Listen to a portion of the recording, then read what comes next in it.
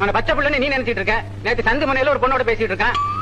முந்தா நாள் தியேட்டர் வாசல் ஒரு பொண்ணோட பேசிட்டு நின்னா. அட நீங்க வேற, அவனுக்கு அந்த விவரம் எல்லாம் தெரியாதுங்க. ஏதோ அக்கா தங்கச்சி மாதிரி யதார்த்தமா பழகி இருப்பான். எல்லாத்தையும் உங்களை வரை நினைச்சுக்கிட்ட அப்படி. உப்பு கம்மியா இருக்க மாதிரி குழம்பு கொண்டு கொஞ்சம் போடவா? போட்டுக்கிறேன்டா, போட்டுக்கிறேன். இவனை பத்தி உனக்கு தெரியாது.